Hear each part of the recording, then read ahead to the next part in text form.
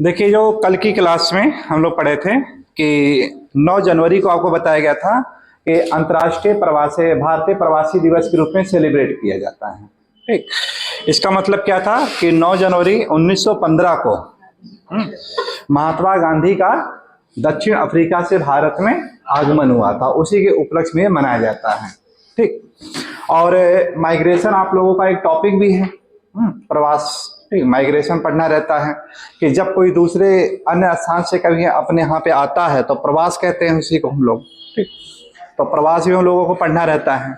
और इसके बाद एक आपको बताया गया था 8 जनवरी बहुत फेमस था आपका, कि 8 जनवरी को हम लोग किस रूप में मनाते हैं? द अर्थ रोटेशन डे के रूप में मनाते हैं। कौन से वैज्ञानिक थे जिन्होंने इसके बारे में सबसे पहले जिक्र किया था? तो उत्तर क्या था आपका? लियोन फैकोल्ट थे। क्या नाम था उनका? लियोन फैकोल्ट महोदय। इन्होंने सबसे पहले बात बताई थी, जिक्र किया था कि पृथ्वी अपने अक्ष पर घूमते हुए, है ना, पृथ्वी अपने अक्ष पर घूमते हुए सूर्य की परिक्रमा करती है। यानी इस तरह से देखिए क्या हो रहा है कि पृथ्वी ऐसे अपने अक्ष पर इस तरह से ऐसे घूम रही है। ठीक, और बताते हैं कि कितने समय में एक रोटेशन पूरा कर लेती है? तो उत्तर क्या होगा आपका कि 24 घंटे में एक रोटेशन पूरा कर लेती है। या सेकंड की बात करें तो सेकंड में कितना आया था इसका?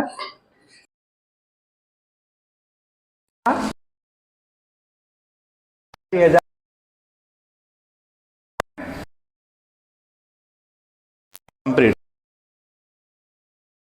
क्यों एक ना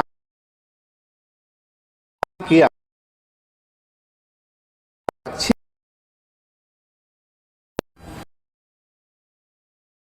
तेज होने का परिणाम क्या होगा कि जो इसका मूवमेंट था 86,400 यानी सेकंड में कर लेती थी, तेज होने पे क्या होगा? ये मूवमेंट में टाइम क्या होगा? कम होगा।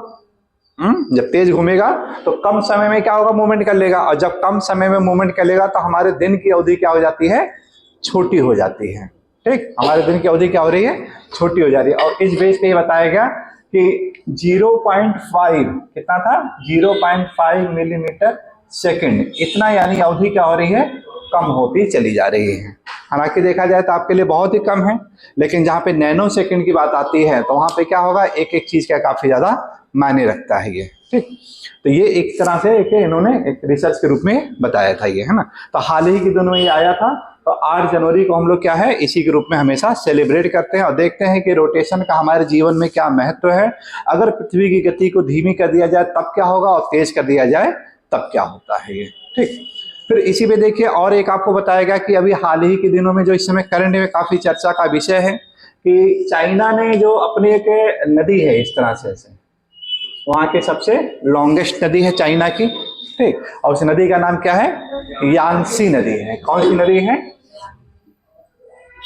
यांगसी नदी। तो या इसी को दूसरा क्या नाम है? यांगशी कियांग कहते हैं इसी को। क्या कहते हैं इसी को? यांगशी कियांग कहते हैं इसी को। यहाँ पे क्या बताएगा कि संघाई के पास, यहाँ पे संघाई है, इसी के निकट एक डैम बनाया गया है। और डैम का नाम क्या है?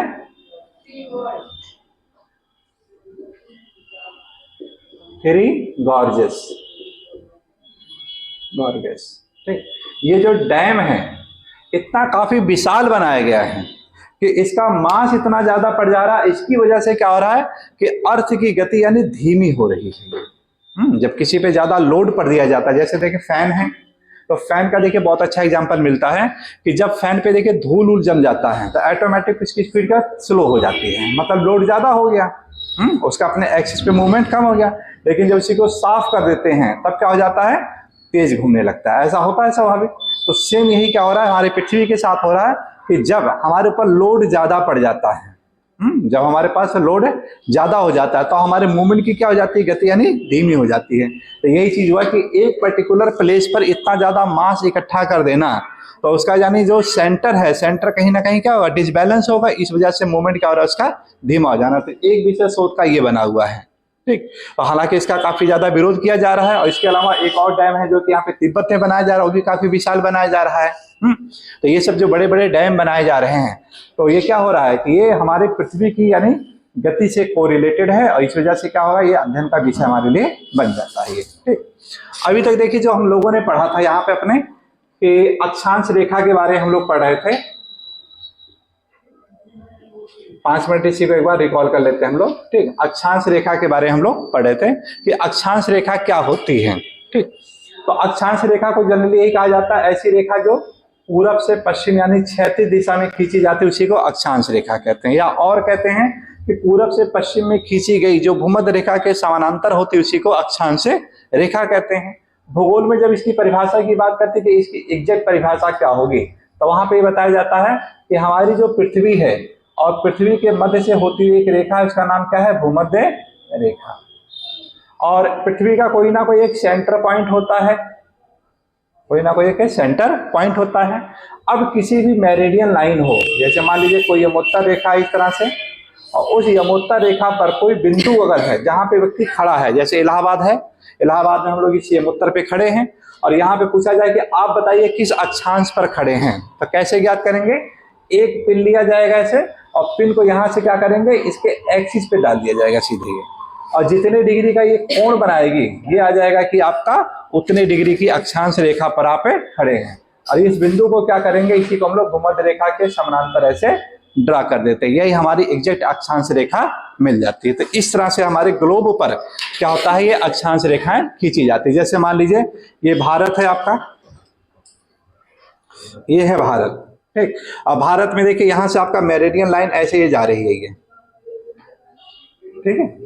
अब इस बिंदु पर आप यहाँ पे इस समय हम लोग पढ़ रहे हैं यहाँ पे बैठ करके, अब ये बताना है कि आप किस अक्षांश रेखा पर हैं। ठीक। तो क्या करेंगे, यहीं से एक पिन लेंगे बिल्कुल ये, और पृथ्वी का जो सेंटर पॉइंट होगा वो दोनों को ले जाकर कुछ इस सेंटर पॉइंट पे जोड़ देंगे, और जब वो जुड़ जाएगा तो वहां पे देखें कितने डिग्री का वो एंगल बना रहा है अपने सेंटर से वो, और वहां से बता देंगे कि इतने डिग्री अक्षांश रेखा पर आप यहाँ पे 24 डिग्री अक्षांश रेखा, तो 24 डिग्री अक्षांश रेखा उत्तरी पर आप इस समय हम लोग बैठे हैं। तो इस आधार पे क्या होता है, किसी भी अक्षांश के बारे में पता लगाया जा सकता है। अब बात आती है पृथ्वी के अंदर कैसे जाएं, ये सब चीजें थे। तो ये क्या है सर, एक काल्पनिक है कि मे भी ऐसे इसी तरह से, यानी हम लोग पूरा इसका पूरा स्टडी करते हैं ये। ठीक है, कि एक हम लोग खोखला इस तरह से ले लेते हैं पृथ्वी का मॉडल, और उस पृथ्वी के मॉडल के आधार पर संपूर्ण ये स्टडी हम लोग करते हैं कि पृथ्वी के साथ इस तरह से स्टडी की जाती है। ये रेखा कहीं पे स्पष्ट दिखाई नहीं देगी, ये कैसी होगी, आपकी काल्पनिक रेखा होती है। और इसी विशेषता के आधार पर देखिए हम लोग क्या ज्ञात किए थे कि भाई इसी पर हम लोग निकाले थे कि इसकी कुछ विशेषताएं जरूर होती थी। क्या क्या विशेषता होती है कि जितनी भी अक्षांश रेखा होगी इस तरह से, यानी पूरा का पूरा होगा, तो मतलब क्या, एक वृत्त के रूप में होती है। यानी सभी अक्षांश रेखाएं क्या होती है कि वृत्त के रूप में होती है। एक तो ये निष्कर्ष में आ जाता है इसका कि सभी अक्षांश रेखाएं कैसी होती हैं, वृत्ताकार होती हैं। दूसरा क्या है, सभी अक्षांश रेखाएं एक दूसरे के समान दूरी पर होती हैं। ये नहीं कि कहीं पर दूरी ज्यादा हो कहीं पर कम हो, या ये कह सकते हैं सभी अक्षांश रेखाएं एक दूसरे के समानांतर होती हैं। ठीक, एक तो ये विशेषता हो जाती है, समानांतर होती है। तीसरी विशेषता देखिए क्या होता है कि एक एक डिग्री के अंतराल पर जब हम लोग खींचते हैं तो एक एक डिग्री के अंतराल पर कुल अक्षांशों की संख्या कितनी हो जाती है, तो उत्तर क्या होगा आपका 181 होती है। कैसे होती है, जैसे देखिए आपका ग्लोब है, ये भूमध्य रेखा है। अब भूमध्य रेखा से यहाँ पे आपका एक अक्षांश होगा 1 डिग्री उत्तर, 2 डिग्री उत्तर, 3 डिग्री उत्तर, 4 डिग्री उत्तर। यहाँ पे आपका आ जाएगा 89 डिग्री उत्तर, और ये क्या हो जाएगा 90 डिग्री उत्तर। तो यानी उत्तरी गोलार्ध में आपने कुल कितने ऐसे अक्षांश खींचे जिसके साथ n लिखा था, तो उत्तर क्या होगा 90। यही तो आपका। इसी प्रकार आप दक्षिण में जाते हैं तो दक्षिण में 1 degree south, 2 degree south, 3 degree south, और अप टू आप 90 डिग्री साउथ लिखते हैं। तो दक्षिणी गोलार्ध में कितने ऐसे अक्षांश होंगे जिसके साथ क्या लिखा रहेगा, आपका n लिखा रहेगा, तो क्या उत्तर होगा 90। तो 90 नॉर्थ में हो गया और 90 क्या हो गया आपका साउथ में हो गया। एक अक्षांश ऐसा होता है जिसके साथ ना तो आप लोग एस लिखते हैं ना तो एन लिखते हैं, वो कौन सा होता है? भूमध्य रेखा होता है। जब उसको भी हम लोग जोड़ देते हैं ये, तो कितना आ जाता है आपका? 181।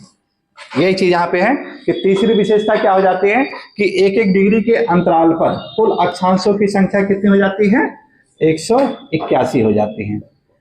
इसके बाद देखिए क्या है कि और हम लोग क्या करते हैं कि किसी भी अक्षांश का अगर लंबाई निकालना हो, किसी भी अक्षांश रेखा की लंबाई निकालना हो, तो एक सूत्र का प्रयोग करते हैं कि 2 पाई r इंटू cos थीटा, इसी सूत्र के द्वारा ज्ञात कर लेते हैं। जैसे मान लीजिए भूमध्य रेखा की ज्ञात करना है तो 2 पाई की वैल्यू कितना हो जाएगा? 22/7, r की वैल्यू 6370 और cos 0 डिग्री, ठीक है? 0 डिग्री पे cos 0 डिग्री और cos 0 की वैल्यू कितनी हो जाती है? 1। इसी को जब सॉल्व कर लेते हैं तो कितना आ जाता है आपका? 40,076 किलोमीटर ये भूमध्य रेखा की लंबाई आ जाती है। इसी तरह से अगर 60 का नाम याद करना हो कि यानी 60 डिग्री उत्तरी अक्षांश रेखा की चल लंबाई बताइए, तो उसका क्या करेंगे? 2 पाई r इंटू cos 60 और cos 60 का मान कितना हो जाता है? 1/2। और जब 1/2 हो जाएगा तो इस भूमध्य रेखा की क्या हो जाएगी? आधी हो जाती है, जो कि बहुत इंपॉर्टेंट क्वेश्चन है। आया हुआ था कि कौन सी भूमध्य रेखा है जो कि कौन सी रेखा है जो भूमध्य रेखा की जस्ट आधी होती है? तो उत्तर क्या होगा? 60 डिग्री उत्तरी अक्षांश या दक्षिणी अक्षांश। कितनी लंबाई आ जाएगी? 20,038 किलोमीटर। 90 का निकालना चाहें तो cos 90 और cos 90 की वैल्यू कितनी हो जाती है? 0 हो जाती है, यानी पूरी की पूरी वैल्यू क्या हो जाएगी? 0, यानी इसको एक बिंदु के द्वारा दर्शाते हैं। अब इसमें देखिए लाइन और बिंदु में एक अंतर आता है कि ऐसा यानी कुछ माप जिसे यानी मापा जा सकता है 1 2 3 4, तो वो आपका क्या होगा? लाइन में आएगा। और जिसको मेजर ही नहीं कर सकते, एक बिंदु के द्वारा दर्शाते, उसको लाइन नहीं कह सकते। मतलब क्या है? 90 डिग्री नॉर्थ और 90 डिग्री साउथ को हम लोग लाइन कभी नहीं कह सकते हैं। और जब उन दोनों को घटा दिया जाता है तो कितना जाता है आपका? 179। और ये क्या हो जाती है? आपकी अक्षांश रेखाएं हो जाती है। क्या हो जाती है? अक्षांश रेखाएं कि एक एक डिग्री के अंतराल पर कुल अक्षांश रेखाओं की संख्या कितनी हो जाएगी? 179। और जिनमें से सबसे लंबी अक्षांश रेखा कौन सी होती है? भूमध्य रेखा। इसलिए भूमध्य रेखा को क्या नाम दिया जाता है? Great circle. ग्रेट सर्किल, या इसी को कहा जाता है बृहद वृत्त के रूप में कहा जाता है ये।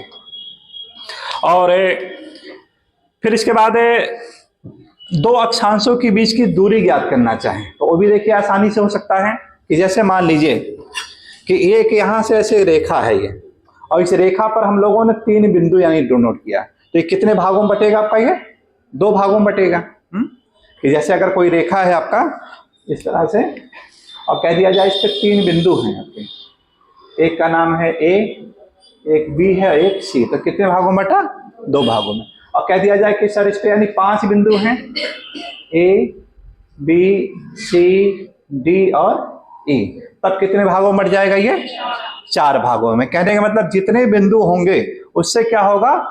एक यानी कम आएगा। मतलब क्या होगा? एक मेरिडियन लाइन थी और इस पे आपने कितने डॉट लगाए? 181 लगाया, तो कितने भागों में बटा आपका? 180 भागों में बटा।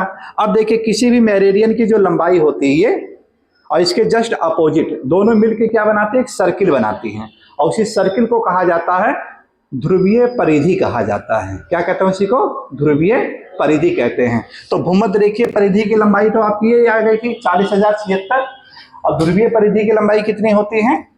40,008 किलोमीटर। और क्वेश्चन यही आपका आया था कि दोनों ध्रुवों की परिधि में कितने किलोमीटर का अंतर पाया जाता है? तो उत्तर क्या होगा आपका? दोनों का सब्ट्रैक्ट कर दीजिएगा, है ना। 76 में से 8 घटा दीजिए, 68, तो क्या उत्तर होगा? 68। यानी अगर हमारी पृथ्वी गोल होती तो ये अंतर क्या आना चाहिए था? 0 आना चाहिए था। लेकिन हमारी पृथ्वी कैसी है? चपटी अवस्था में है, एक प्याज की भांति जैसे देख लिया जाए। देखिए प्याज की भांति, प्याज इसी तरह से चपटा होता है, तो बीच में क्या होगा? उसका उभरा हुआ भाग रहता है ये। और इस वजह से क्या हो रहा है कि आपका अंतर आता है। तो अब देखिए जब पूरे सर्किल की लंबाई कितनी थी? 40,008, तो आधी सर्किल की लंबाई कितनी होगी? 20,004 किलोमीटर। कहने का मतलब क्या है कि यहां से अब ये वाला जो पोर्शन है किसी भी मेरिडियन, जैसे 82.5 को ले लेते हैं, भारत का सबसे बढ़िया एग्जांपल, कि 82.5 डिग्री देशांतर रेखा की लंबाई कितनी होगी, तो क्या उत्तर होगा आपका 20,004 किलोमीटर। अब 20,004 किलोमीटर पे कितना बिंदु डाले हम लोगों ने 181, यानी कितने भागों में बटा 180। एक भाग की दूरी ज्ञात कर सकते हैं हम लोग कि जब 180 भाग की लंबाई कितनी है आपकी 20,004 किलोमीटर, तो एक भाग की लंबाई कितनी हो जाएगी 20,004 बटे कितना हो जाएगा 180, और डिवाइड कर देंगे कितना आ जाता है आपका 111.13 किलोमीटर। ये इंपॉर्टेंट आपका एक क्वेश्चन आ जाता है, किन्हीं भी दो अक्षांशों के बीच की दूरी जो हमेशा क्या होती है 111.13 किलोमीटर होती है। जैसे 1 डिग्री और 2 डिग्री के बीच में दूरी आपसे पूछ लिया जाए। अब इस बेस से देखिए क्या निकाल सकते हैं हम लोग, कभी भी यानी किसी भी अक्षांश रेखा पर खड़े हैं तो भूमध्य रेखा से कितनी दूर पर है या पोल से कितनी दूर पर है वो निकाल सकते हैं हम लोग। कि मान लीजिए कि कोई व्यक्ति है 60 डिग्री उत्तरी अक्षांश पर है, कहां पे है वो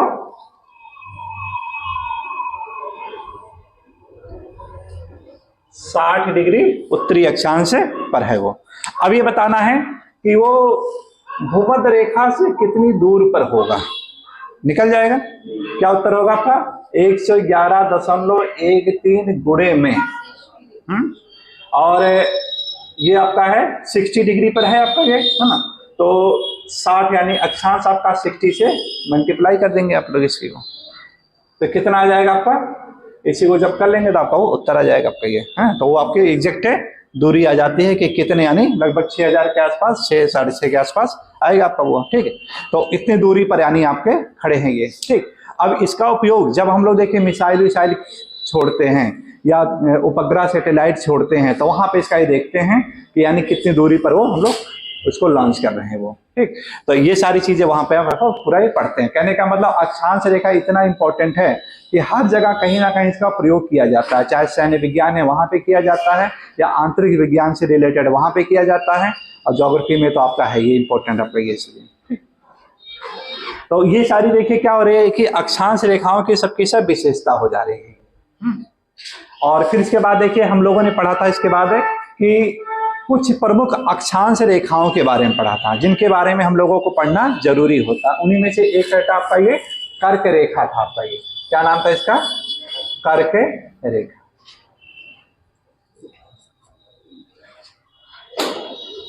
या इसे कहते हैं ट्रॉपिक ऑफ कैंसर, कहते हैं इसी को, क्या कहते हैं ट्रॉपिक ऑफ कैंसर। किन किन महाद्वीपों से होकर के गुजर रही थी, तो उत्तर क्या होगा कर्क रेखा आपका नॉर्थ अमेरिका से गुजरती है। कहां से गुजरती है, नॉर्थ अमेरिका। दूसरा आपका क्या था, आपका अफ्रीका से गुजरती है, और तीसरा क्या था आपका ये एशिया से, यानी 3 महाद्वीपों से होकर के गुजरती है। फिर बात आती है कौन कौन से देश है जहां से गुजरती है, तो यहाँ पे आपका क्या है मैक्सिको, और यहाँ पे क्या आपका है बहामास। यहाँ मैक्सिको, यहाँ पे क्या है बहामास द्वीप समूह। यहाँ पर आते हैं तो पश्चिम में आपका क्या है पश्चिमी सहारा, फिर आपका है मारिटानिया, फिर आपका है माली, और फिर आपका है अल्जीरिया, और फिर आपका है लीबिया, और फिर आपका है मिस्र।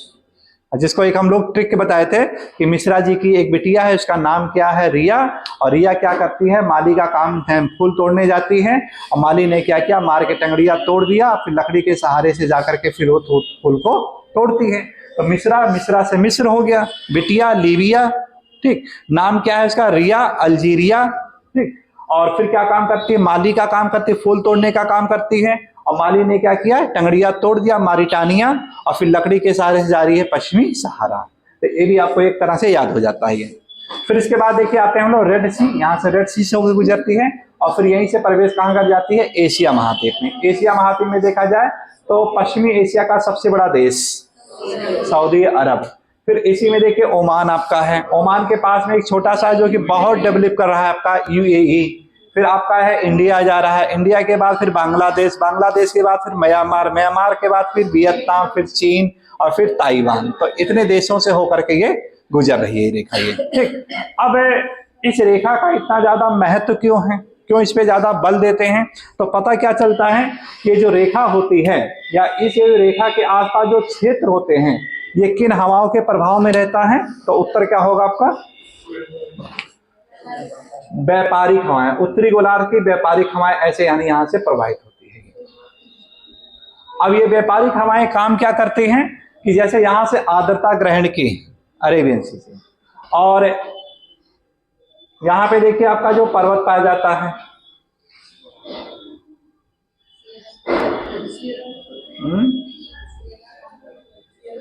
ओरिएंटल, सीरा मांद्रे ओरिएंटल और सीरा मांद्रे ऑक्सीडेंटल। ठीक, अब यहाँ पे ओरिएंटल से टकराकर तो पूर्वी भाग में तो वर्षा कर देती है, लेकिन पश्चिमी भाग में वर्षा नहीं हो पाती है, लीवार्ड और विंडवार्ड कंडीशन। तो परिणाम क्या होता है कि यहाँ पे देखिए क्या होगा, अच्छी खासी खेती होगी, जनसंख्या ज्यादा रहेगी, लेकिन यहाँ पर क्या है, मोजाबे सोनेरन जैसे मरुस्थल डेवलप हो जाते हैं। इसी प्रकार यहाँ पे देखिएगा रेड सी से आर्द्रता ग्रहण कर लेती है, तो मिस्र में तो वर्षा कर देती है, लेकिन इधर वाले पश्चिम वाले भाग में वर्षा नहीं कर पाती, इसलिए यहाँ से क्या हो जाता है आपका सहारा, विश्व का सबसे बड़ा मरुस्थल का निर्माण हो जाता है। भारत की बात करें तो भारत में देखिए यही है कि पूरब से जैसे जैसे पश्चिम की ओर जाते हैं वर्षा की मात्रा घटती चली जाती है, और अंत में क्या होगा, आपका थार जैसा मरुस्थल का निर्माण हो जाता है। फिर यहाँ पे देखिए फारस की खाड़ी है, यहाँ से आर्द्रता ग्रहण कर लेती है, पूर्वी भाग में तो वर्षा कर लेती है, लेकिन यहाँ पर क्या है, रुब अल खाली जैसे मरुस्थल का निर्माण हो जाता है। ठीक, तो इस प्रकार देखिए निष्कर्ष में क्या आता है कि इस रेखा के सहारे पूर्वी भाग में तो यानी काफी ज्यादा वर्षा हो जाती है, लेकिन पश्चिमी भाग क्या हो जाता है आपका, वो शुष्क रहता है। मतलब क्या होगा, जितने भी ऊंच मरुस्थल पाए जाते हैं वो या तो कर्क रेखा के सहारे पाए जाएंगे या तो मकर रेखा के सहारे और महाद्वीपों के पश्चिमी भाग में पाए जाते हैं। दूसरा ये कह सकते हैं कि विश्व की जो अधिकांश जनसंख्या है, मैक्सिमम आबादी है, वो कर्क रेखा के सहारे ही आपकी है। ठीक ना, और कर्क रेखा के सहारे है, लेकिन वो महाद्वीपों के पश्चिमी भाग में ना पा करके कहाँ पाई जाती है, पूर्वी भाग में। क्यों पाई जाती है, कारण अपने आप पता चल गया कि वर्षा ज्यादा होती है, जैव विविधता ज्यादा होगी, वहां पर मिट्टी यानी ठीक ठाक पाई जाएगी, खेती ज्यादा होगी, परिवहन के साधन ठीक ठाक होंगे, तो इस वजह से वहां पे पॉपुलेशन यानी ज्यादा पाया जाता है। ठीक, फिर इसी के साथ साथ दूसरा हम लोगों ने देखा था कि दूसरा महत्वपूर्ण लाइन है वो क्या आपका है, ट्रॉपिक ऑफ कैप्रिकॉर्न, मकर रेखा थी आपकी। क्या था उसका नाम, मकर रेखा। अब मकर रेखा किन किन महाद्वीपों से गुजरती है, तो एक क्या हो जाएगा आपका साउथ अमेरिका से गुजर रही है, दूसरा क्या आपका अफ्रीका से, और तीसरा क्या है आपका ऑस्ट्रेलिया से। 3 महाद्वीपों से होकर के गुजरती है। साउथ अमेरिका की बात करें तो एक है जो कि सबसे लंबवत यानी इस तरह से देश है, उसका नाम क्या है, चिली, चिली से गुजर रही है। दूसरा है यहाँ का दूसरा सबसे बड़ा देश है अर्जेंटीना से गुजरती है, और तीसरा देश कौन सा आपका पराग्वे से गुजरती है, और चौथा आपका है ब्राजील से थोड़ा सा 4 देशों से होकर के गुजर रही है। फिर यहाँ पे आते हैं तो पश्चिम में आपका आता है नामीबिया, ठीक है, और इसके बाद आपका बोत्सवाना आपका जाता है, फिर आपका है साउथ अमेरिका, और फिर आपका क्या जाता है मोजाम्बिक, और लास्ट में आपका यहाँ पे एक द्वीप के रूप में आ जाता है मेडागास्कर, है ना। 5 देशों से यहाँ से गुजर रही है। फिर आपका ऑस्ट्रेलिया, इसके साथ भी वही कंडीशन है जो सेम यहाँ पर भी है। यहाँ पर भी क्या होता है, दक्षिणी गोलार्ध की ट्रेड विंड ऐसे चलती है ये, और ये भी देखिए वही काम करती है कि यहाँ पे अर्जेंटीना में तो वर्षा कर देती है, लेकिन जैसे जैसे अर्जेंटीना से पश्चिम की ओर जाते हैं वर्षा की मात्रा क्या हो जाती है, कम होती चली जाती है। और यहाँ पे देखा जाए तो आटाकामा का मरुस्थल का विकास हो जाता है। यहाँ देखा जाए तो दक्षिण अफ्रीका में एक आपका पर्वत है, कौन सा पर्वत है, ड्रेकनबर्ग पर्वत। ड्रेकनबर्ग पर्वत से टकरा के पूर्वी भाग में तो वर्षा कर देती है, लेकिन पश्चिमी भाग में आपका क्या है, बोत्सवाना में कालाहारी मरुस्थल और नामीबिया में नाबी मरुस्थल, इनका यानी विकास हो जाता है। ऑस्ट्रेलिया की बात करें तो यहाँ पे ग्रेट डिवाइडिंग रेंज है। ग्रेट डिवाइडिंग रेंज से पूर्वी भाग में टकरा के तो वर्षा कर देती है, लेकिन जैसे पश्चिम की ओर जाते हैं तो विश्व का दूसरा सबसे बड़ा मरुस्थल पाया जाता है, ग्रेट ऑस्ट्रेलियन मरुस्थल पाया जाता है। तो ये भी चीजें आपका देखिए बिल्कुल सेम जो कर्क रेखा के साथ यानी बनती है, वही चीजें आपकी मकर रेखा के साथ ही बनती है। जो जैव विविधता वहां पे जैसे यानी पूर्वी भाग में ज्यादा पाई जाती थी, पश्चिम भाग में कम होती जाती है, सेम यही कंडीशन यहाँ में जाती है। ठीक, लेकिन एक चीज है कि भले ही पश्चिम भाग में जनसंख्या कम हो, लेकिन खनिज संसाधन के दृष्टिकोण से वो क्षेत्र क्या है, बहुत ही संपन्न है। तो एक आपका जो चैप्टर आता है जब उद्योग पढ़ते हैं हम लोग कि विश्व के यानी खनिज संसाधन, तो विश्व के जितने भी खनिज संसाधन है मैक्सिमम वो सब के सब कहाँ पाए जाते हैं, इसी कर्क और मकर रेखा के सहारे महाद्वीपों के पश्चिमी भाग में पाए जाते हैं। क्योंकि तो खनिज संसाधनों का विकास वहीं पर होता है जहां पर क्या होगा, अनुकूलतम यानी दशाएं नहीं पाई जाती हो। ठीक, जैसे देखिए सोने की खान ऑस्ट्रेलिया में, ठीक, हीरे की खान है ना यहीं पर आपका है। फिर यहाँ पे देखिए आपका चांदी उंदी से रिलेटेड तांबे की खान है ना। तो इन सब की खान देखें, ये सब यहाँ पाई जाए। सेम यही कंडीशन यहाँ पर भी ऐसे ही आप पाइए। ठीक, तो विश्व के जितने भी यानी जो खनिज संसाधन है वो क्या है, पश्चिमी भाग पूरा का पूरा संपन्न यानी मिल जाता है आप लोगों को। ठीक, फिर इसके बाद देखिए हम लोग भूमध्य रेखा के बारे में पढ़े थे कि भूमध्य रेखा किन किन यानी महाद्वीपों से होकर के गुजरती है। तो उत्तर क्या होगा आपका, एक साउथ है अमेरिका, इसके बाद क्या था आपका ये अफ्रीका, और यहाँ पे एशिया का कुछ पार्ट आ जाता है। ये यहाँ पे देखा जाए साउथ अमेरिका में एक इक्वाडोर है, फिर कोलंबिया, फिर ब्राजील, 3 देशों से गुजर रही है। और यहाँ पे देखें अफ्रीका से देखें तो गैबोन आपका है, कांगो है, कांगो गणराज्य है, सोमालिया है, केन्या है और युगांडा।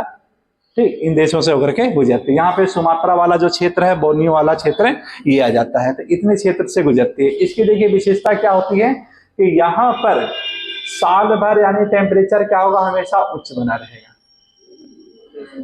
वेपराइजेशन क्या होगा, हमेशा हाई होगा। वाष्पीकरण की दर ज्यादा होगी। प्रेसिपिटेशन क्या होगा, यहाँ पर सबसे ज्यादा होता है। रेनफॉल सबसे ज्यादा होगा। नेचुरल वेजिटेशन क्या होगा, सबसे अधिक होगा। और जब नेचुरल वेजिटेशन अधिक होगा, वनस्पतियां पाई जाएंगी ज्यादा, तो वाइल्ड एनिमल यहाँ पर क्या होगा, अधिक होगा। जब वाइल्ड एनिमल अधिक होगा तो ट्राइब क्या होंगे, यहाँ पर सबसे ज्यादा होंगे। पॉपुलेशन क्या होगी, यहाँ पे सबसे कम हो जाएगी। अब इन्हीं को देखिए एक सूत्र बता दिया जाएगा, यहाँ से आपके 50 क्वेश्चन बन जाते हैं इनसे आपके। ठीक, ये कंडीशन कहाँ पे पाई जाती है, भूमध्य रेखा। यानी विश्व की जितनी भी जनजातियां हैं वो सबके सब देखिए यहीं पे आपका कोरिलेट आपका है। जैसे पिग्मी जनजाति है, मसाई जनजाति है, सकाई जनजाति है, सब क्या है, इनका जनजीवन सब यहीं पे देखने को मिलेगा, सारा का सारा सब चीज। ठीक, तो इस वजह से ये तीनों रेखाएं हमारे लिए क्या हो जाती है, बहुत ही इंपॉर्टेंट हो जाती हैं। एक रेखा देखिए और बताया जाता है यहाँ पे आर्कटिक रेखा, इसे आप क्या नाम था इसका, आर्कटिक रेखा।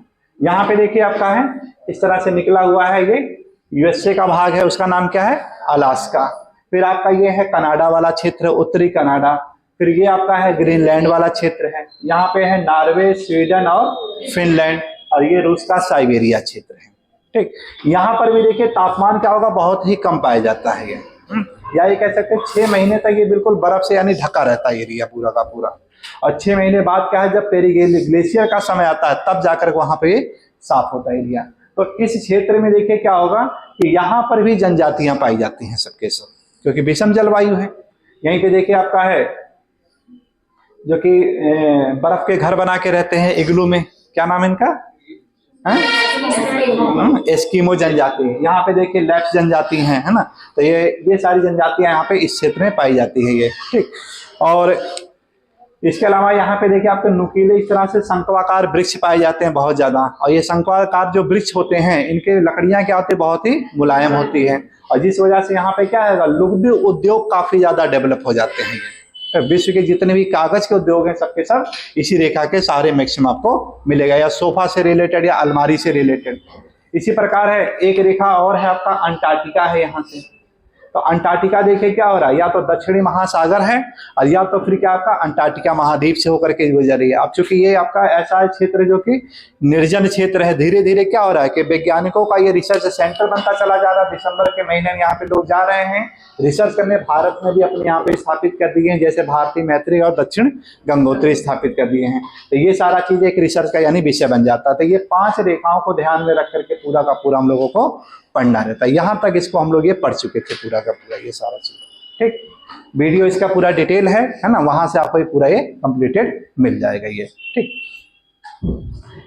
और इसी के साथ साथ एक चीज और हम लोगों ने थोड़ा सा जिक्र किया था कि सूर्य का उत्तरायण और दक्षिणायन क्या होता है और मानव के जीवन पे इसका क्या प्रभाव पड़ता है। या दूसरे शास्त्रों में एक चीज और पढ़े थे हम लोग, यहीं पे समझते हैं कि ध्रुवों पर 6 महीने का दिन क्या होता है और 6 महीने की रात की घटना क्या है। हैं, इसको भी 2 मिनट समझ लेते हैं सारी चीजें। ठीक, ये भी आपका क्लियर हो जाएगा यहाँ पे। तो सूर्य का उत्तरायण और दक्षिणायन की बात करें हम लोग,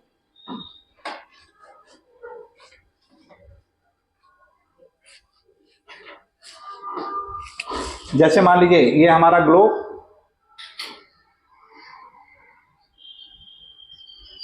और ये हो गया भूमध्य रेखा, ये कर्क रेखा, और ये क्या हो गया, मकर रेखा। कर्क रेखा पर सूर्य की किरणें कब चमकती हैं, 21 जून को चमकती हैं। और जैसे ही 22 जून होगा सूर्य की किरणें दक्षिण की ओर आना शुरू हो जाएगी। या कहें आपका जुलाई का महीना सूर्य की किरणें यहाँ पे आएगी, अगस्त के महीने में यहाँ, और सितंबर में क्या आ जाएगा 23 सितंबर तो कहाँ पे आ जाएगी भूमध्य रेखा। सितंबर के बाद फिर क्या आ जाएगा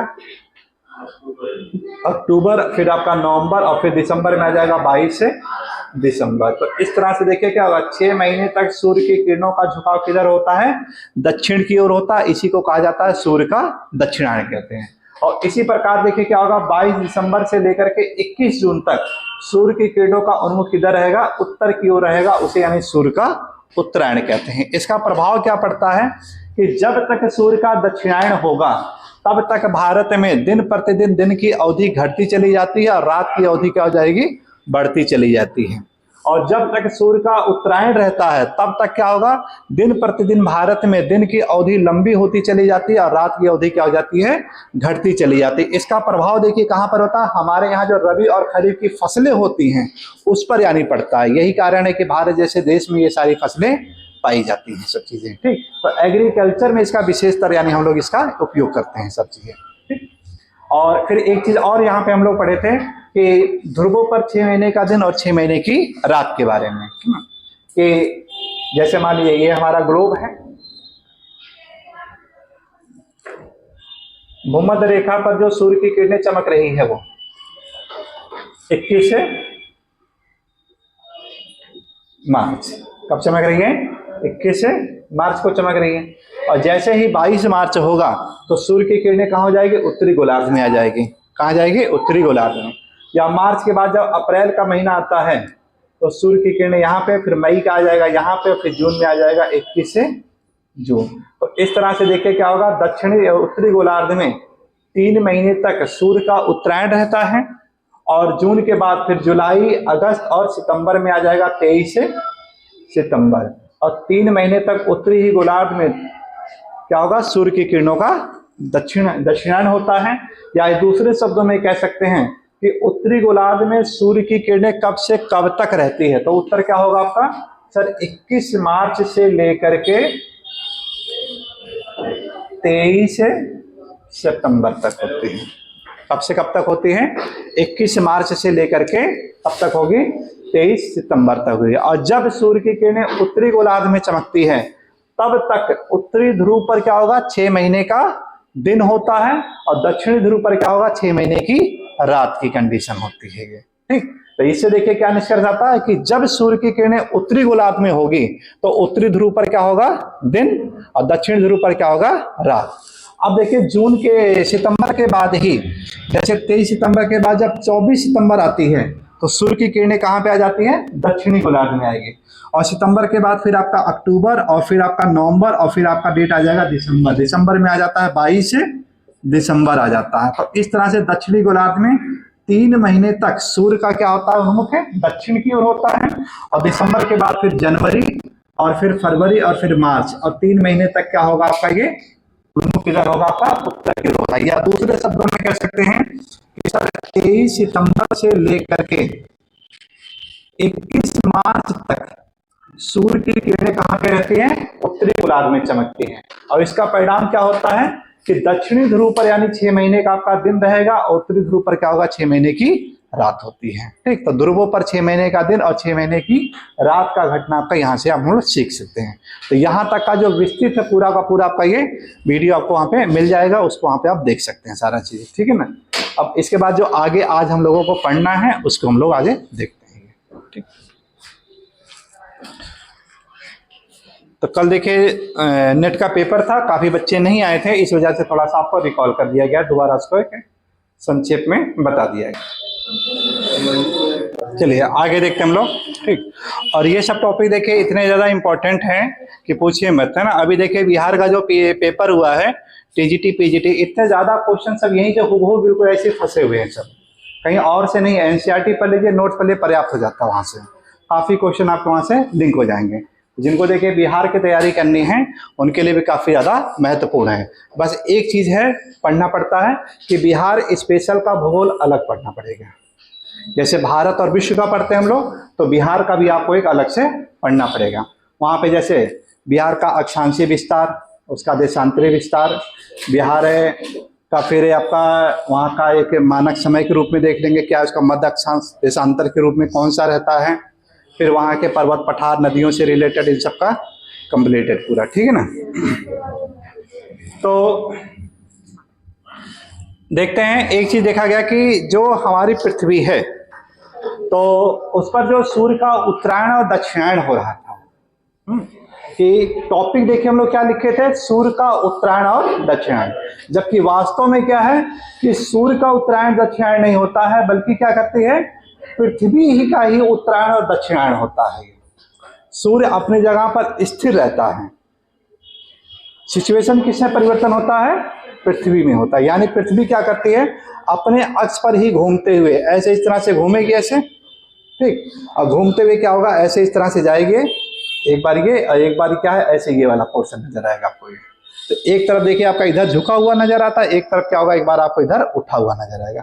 जब आपका इधर उठा हुआ नजर आएगा तो इस कंडीशन में देखिए क्या होगा आपका, ये कि ये आपका दक्षिणी ध्रुव आपको देखिए नजर आ रहा है, लेकिन उत्तरी ध्रुव नजर नहीं आता है। लेकिन जब पृथ्वी की कंडीशन जस्ट ऐसी हो जाएगी 6 महीने बाद, अब देखिए कंडीशन क्या हो जाता है, उत्तरी ध्रुव आपको नजर आता है लेकिन दक्षिण ध्रुव आपका छिप जाता है। सेम यही कंडीशन आपका होता है सूर्य के उत्तरायण और दक्षिणायन में होता है ये, ठीक है ना। तो इसी को हम लोगों को समझना है कि ध्रुवों पर जो 6 महीने का दिन और 6 महीने की रात हो रही थी, वो या जो दिन रात कैसे छोटे बड़े हो रहे थे। जैसे भारत का एग्जाम्पल दिया गया कि भारत में 6 महीने क्या होगा, दिन की अवधि घटती चली जाती है और रात की अवधि बढ़ती चली जा रही है। इसी कंडीशन को समझना है कि वैज्ञानिक तरीके से कि आखिर ये घटना कैसे हो रही है। तो हेडिंग डालते हैं लोग, दिन रात कैसे छोटे बड़े होते हैं।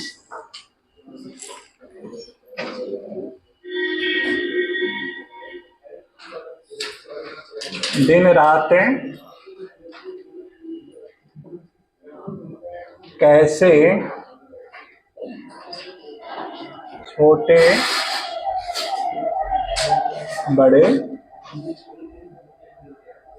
होते हैं। यानी स्मिथ की संकल्पना पे चल रहे हैं, किस पे चल रहे हैं, स्मिथ। स्मिथ यही चीज बताते हैं, क्या हो रहा है, कहाँ हो रहा है और क्यों और कैसे हो रहा है। ठीक, स्मिथ महोदय क्या बता रहे हैं, यही चीज बता रहे हैं, क्या हो रहा है, क्यों हो रहा है और कैसे हो रहा है। तो इसी से रिलेटेड आपका है ये सीखना वो कि घटनाएं क्यों हो रही है और कैसे होती है। और इसी को समझने के लिए हम लोग क्या करेंगे, इसको 2 पार्ट में सेपरेट कर देते हैं, 2 भागों में इसको डिवाइड कर देते हैं। एक कंडीशन होती है इसमें इक्विनॉक्स की वाली कंडीशन होती है,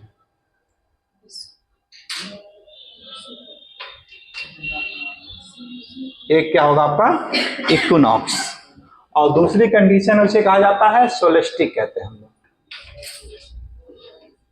सोलेस्टिक, या हिंदी में कहते हैं हम लोग इसी को विषु कहा जाता है। इसी को क्या नाम दिया जाता है, विषु। और इस कंडीशन को कहा जाता है हिंदी में अयनात कहते हैं हम लोग इसे। अब देखिए क्वेश्चन यही आया था कि विषु किसे कहते हैं, जो क्वेश्चन आपका पूछा गया था विषु किसे कहते हैं।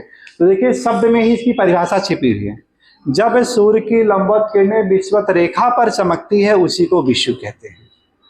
ठीक, जब सूर्य की किरणें कहाँ चमक रही है, विषुवत रेखा पर चमकती है उसी को विषु कहते हैं। और इसी विषु को हम लोग 2 उपभागों में डिवाइड कर देते हैं।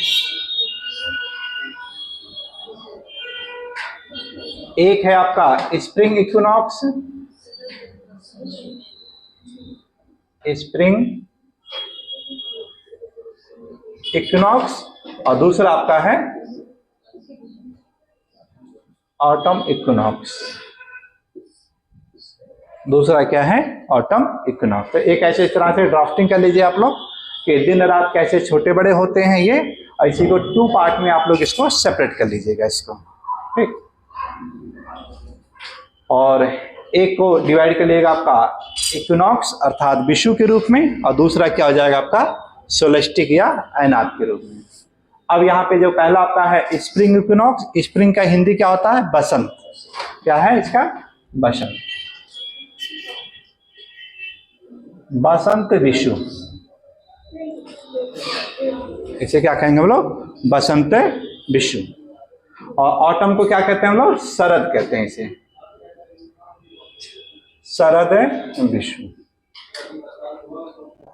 अगला क्वेश्चन देखिए क्या आया है कि बसंत विषु किस तिथि को होता है? बसंत विषु कब होता है? 21 मार्च। यानी जब सूर्य की किरणें 21 मार्च को भूमध्य रेखा पर चमकती हैं तो उस स्थिति को क्या नाम दिया जाता है? बसंत विषु कहा जाता है।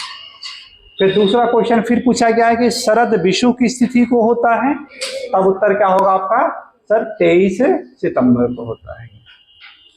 कब हो रहा है? 23 सितंबर। मतलब क्या है कि जब सूर्य की लंबवत किरणें 23 सितंबर को भूमध्य रेखा पर चमकती है तो उस कंडीशन को क्या कहते हैं हम लोग? शरद विषु कहते हैं। भारत में देखिए क्या होता है, एक समय ये होता है कि बसंत के मौसम में सूर्य की किरणें धीरे धीरे भारत की तरफ अग्रसरित हो रही हैं, और शरद विषु में क्या होगा कि धीरे धीरे सूर्य की किरणें क्या होगा? भारत से यानी दूर होती चली जाती है। ये दोनों में कंडीशन होता है। तो ज्यादा दोनों में से बढ़िया कौन सा है आपका?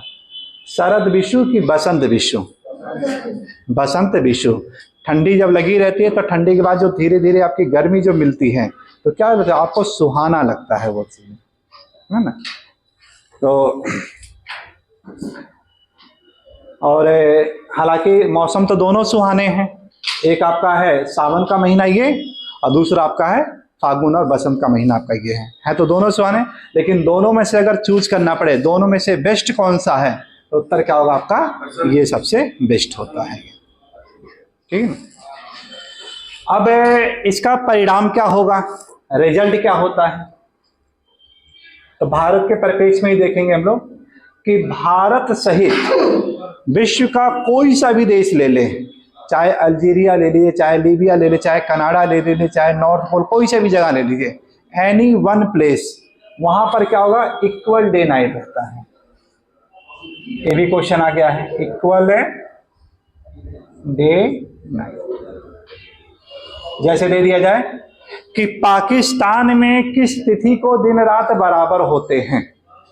दोनों में से कोई एक ऑप्शन मिलेगा आपको, दोनों रहेगा, दोनों हो जाएगा, नहीं तो एक हो जाएगा। ठीक। मैक्सिको में किस तिथि को दिन रात बराबर होंगे? सेम यही। ठीक है ना? यानी विश्व का कोई भी कोने पे चले जाएं, वहां पे क्या होगा? जितने बजे सनराइज होगा उतने ही बजे क्या होता है? सन सेट होता है।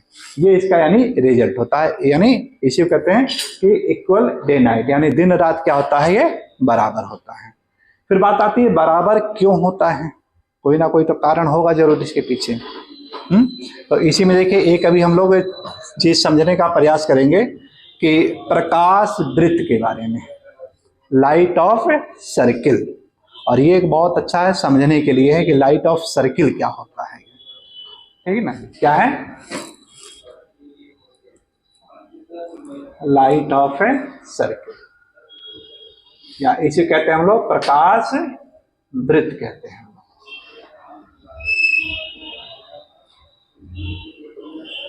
क्या नाम दिया जाता है? प्रकाश वृत्त। तो होता क्या है कि विषु के समय जो प्रकाश वृत्त होता है ये भूमध्य रेखा से बिल्कुल यानी बीचों बीच से होकर के गुजरता है। इसी वजह से क्या हो जाता है? दिन और रात क्या हो जाता है? बिल्कुल मध्य से होकर के गुजरता है, तो इसीलिए क्या हो जाता है? दिन रात बराबर। अभी समझ में नहीं आ रहा होगा ये कैसे क्या हुआ, है ना? लेकिन जब आयनात पढ़ेंगे तो वहां पे लाइट ऑफ सर्किल को और डिटेल पढ़ेंगे और ग्लोब के द्वारा उसको समझने का प्रयास करेंगे कि कैसे ये लाइट ऑफ सर्किल परिवर्तन क्यों हो जाती है। ये है तो वही चीज आपका वो कि एक समय लाइट ऑफ सर्किल जो होता है हम लोगों को ज्यादातर उत्तरी गोलार्ध में नजर आता है, एक बार आता है दक्षिणी गोलार्ध में आता है, एक समय आता है कि भूमध्य रेखा पर बिल्कुल इक्वल नजर आ रहा है।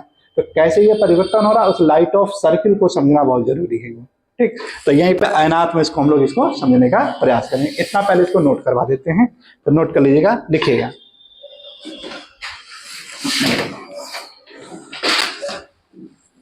हेडिंग डालिएगा, दिन रात कैसे छोटे बड़े होते हैं। दिन रात कैसे छोटे बड़े होते हैं।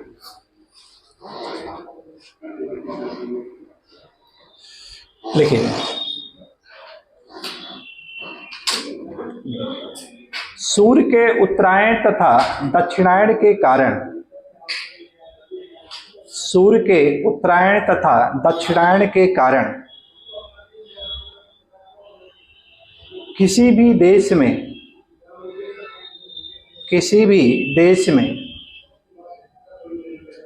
दिन की अवधि कम व ज्यादा होती है, जिसे अच्छी तरह से समझने के लिए दो उपवर्गों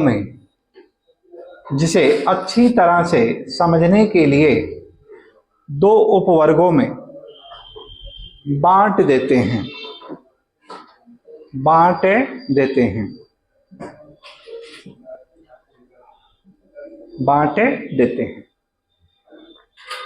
नंबर 1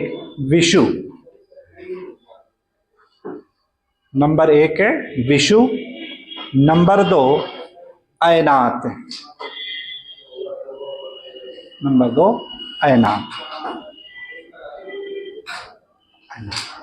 अब हेडिंग डालिएगा विषु। जब सूर्य की लंबवत किरणें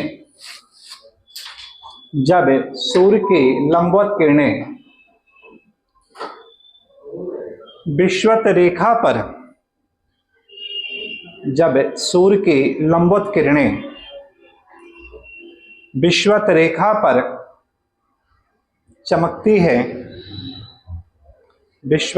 पर चमकती है तो उसे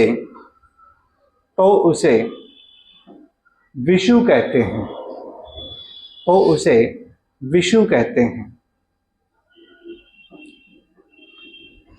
विषु को दो उपभागों में विभाजित किया गया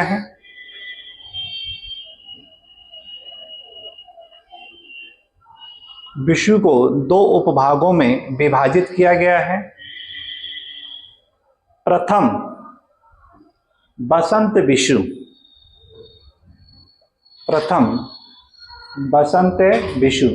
विषु में लिखिएगा। 21 मार्च को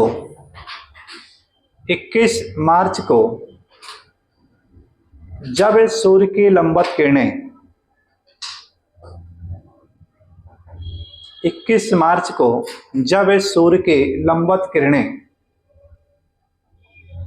भूमध्य रेखा पर चमकती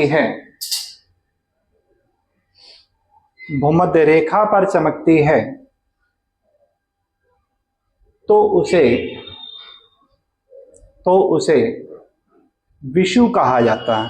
उसे बसंत विषु कहा जाता है।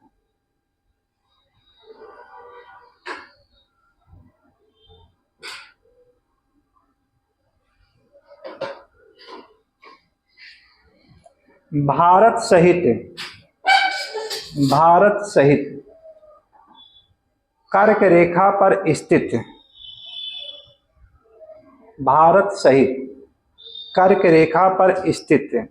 सभी देशों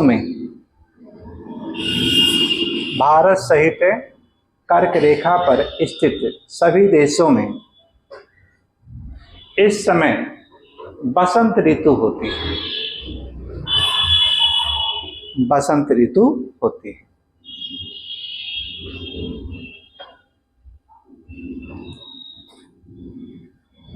अब दूसरा पार्ट देखते हैं लोग, शरद विषु। द्वितीय भाग इसका है शरद विषु।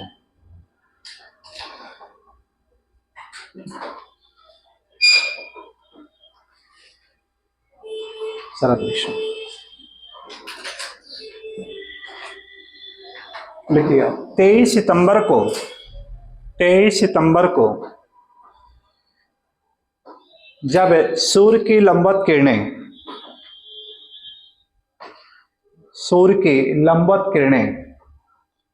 भूमध्य रेखा पर चमकती है तो उसे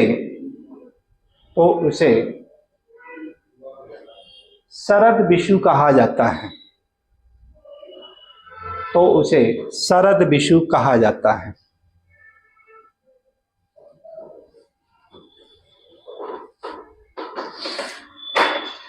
कर्क रेखा पर स्थित, कर्क रेखा पर स्थित सभी देश जैसे लिखते चले जाएगा, मैक्सिको,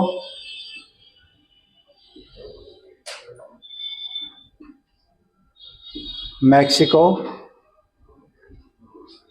बहामास, पश्चिमी सहारा, पश्चिमी Sahara, Mauritania, Mali, Mauritania, Mali, Algeria, Libya, मिस्र, अल्जीरिया, लीबिया, मिस्र, Saudi Arab, UAE, Oman, Bharat,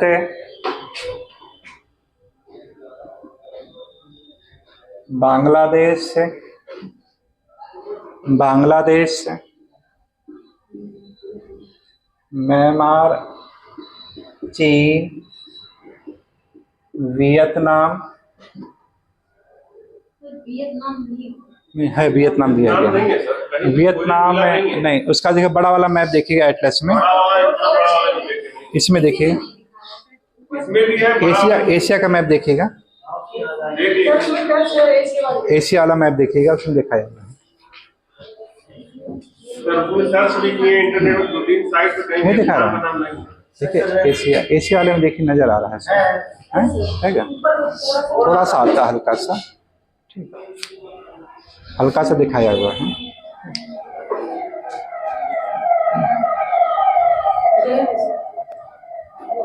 Vietnam और ताइवान, ताइवान, तो ये सभी देश है जो कि कर्क रेखा पर स्थित है। ताइवान, देशों में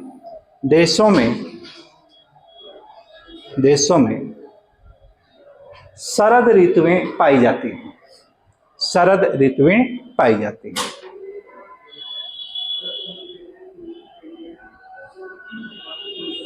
अच्छा, मकर रेखा पर कौन सा ऋतु होगा?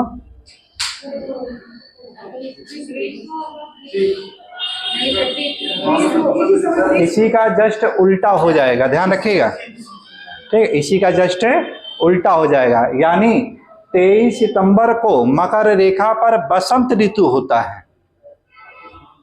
भाई बसंत ऋतु कब हो रहा है? कि जब सूर्य की किरणें आपके तरफ आ रही है, यही तो हम लोगों ने देखा भी, कि जब सूर्य की किरणें आपकी ओर आ रही हैं। और 23 सितंबर को सूर्य की किरणें कहां चमक रही? भूमध्य रेखा पर। 24 सितंबर को कहां जाएगी? दक्षिणी गोलार्ध में जाएगी, यानी दक्षिण गोलार्ध की तरफ जा रही है। नहीं तो परिणाम क्या होगा कि मकर रेखा पर क्या होगा? 23 सितंबर को बसंत ऋतु होगा। नोट कर लीजिएगा इसको, नोट करके वहीं पे लिख देगा, नोट, हाँ, स्पेशल करके देखिए। मकर रेखा पर यह स्थिति उलट जाती है।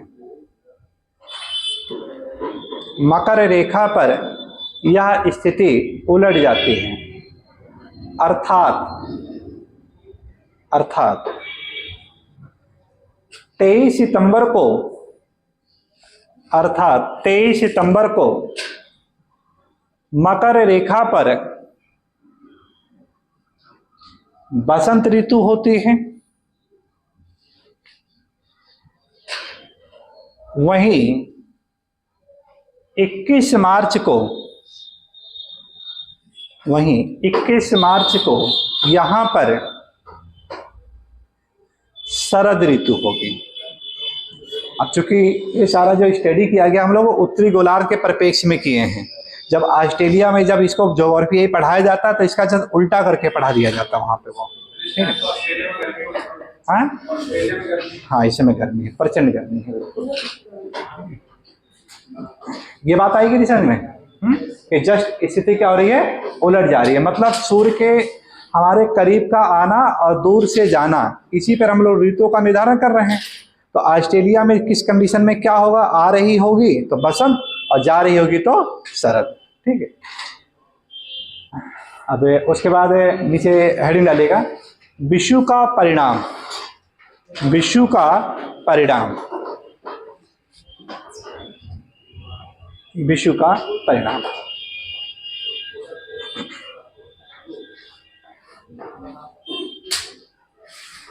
विषु का परिणाम।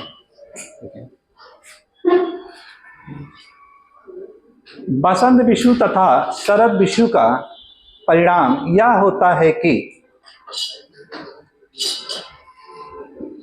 बसंत विषु तथा शरद विषु का परिणाम यह होता है कि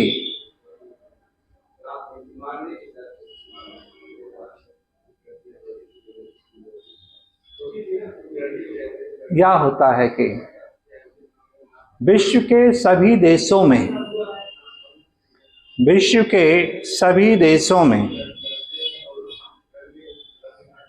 विश्व के सभी देशों में दिन रात बराबर होते हैं।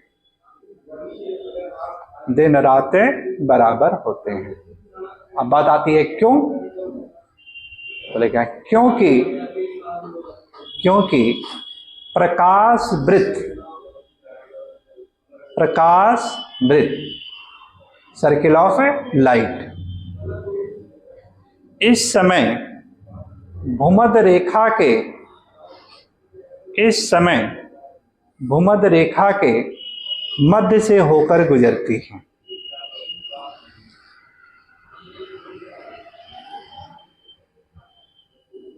भूमध्य रेखा के मध्य से होकर के गुजरती है। अभी केवल इस पॉइंट पे इतना केवल है अंडरलाइन करके छोड़े रहिएगा, ठीक, क्योंकि लाइट ऑफ सर्किल ही पूरा हमको समझना है डिटेल बकायदा, क्योंकि ये बहुत इंपॉर्टेंट टॉपिक है आपका लाइट ऑफ सर्किल है। और जितने भी यानी जैव विविधता में परिवर्तन होता है, पूरा का पूरा कारण इसी के ऊपर टिका है कि लाइट ऑफ सर्किल अगर आपको समझ में आ जाता है तो सारी चीजें आपको, यानी ठंडी क्यों पड़ती है, गर्मी क्यों पड़ती है, हम लोगों का पहनावा कल्चर क्यों प्रभावित हो रहा है, एग्रीकल्चर क्या हो रहा है, कैसे प्रभावित हो रहा है, परिवहन कैसे प्रभावित हो रहे हैं, सब इसी लाइट ऑफ सर्किल पर ही टिका रहता है। ठीक, तो इसको हम लोग समझना है। इसके बाद देखिए दूसरा जो पार्ट है सोलेस्टिक, इसको समझते हैं हम लोग, है ना। दूसरा पार्ट क्या है? सोलेस्टिक। इसी में हम लोग सर्किल ऑफ लाइट को भी समझेंगे, इसको पूरा बताना।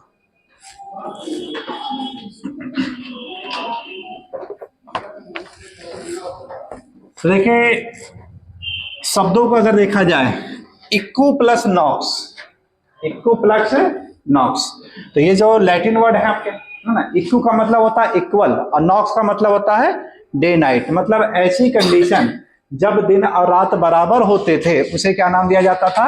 इक्विनॉक्स कहा जाता था। यहां पे देखिए क्या है, जब सोलेस्टिक की बात करते हैं तो सोलेस्टिक भी दो शब्दों से मिलकर के बना है, sol plus stick.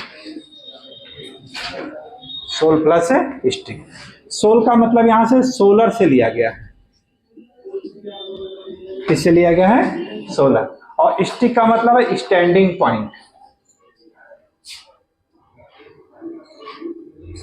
Standing point मतलब क्या है कि जब सूर्य की जो लंबवत किरणें हैं भूमध्य रेखा से हटकर कर्क रेखा और मकर रेखा पर स्थापित हो जाती है तो उसी कंडीशन को कहा जाता है सोलेस्टिक कहते हैं, या अयनात हिंदी से कहते हैं हम लोग, कि जब सूर्य की किरणें, लंबवत किरणें कर्क रेखा और मकर रेखा पर आ जाती हैं तो उसे क्या नाम दिया जाता है? अयनात कहते हैं। ठीक, तो इस प्रकार देखिए क्या होगा कि यहाँ पे हम लोग कर्क और मकर दो चीज की बात कर रहे हैं, तो इसको भी हम लोग क्या करेंगे? टू पार्ट में सेपरेट कर देंगे इसको हम लोग।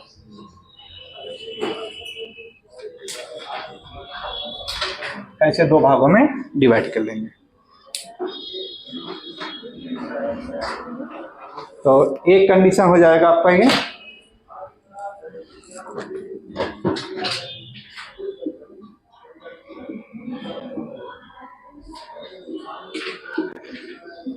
समर सोलेस्टिक है, एक हो जाएगा समर सोलेस्टिक है, और दूसरा क्या हो जाएगा winter सोलेस्टिक।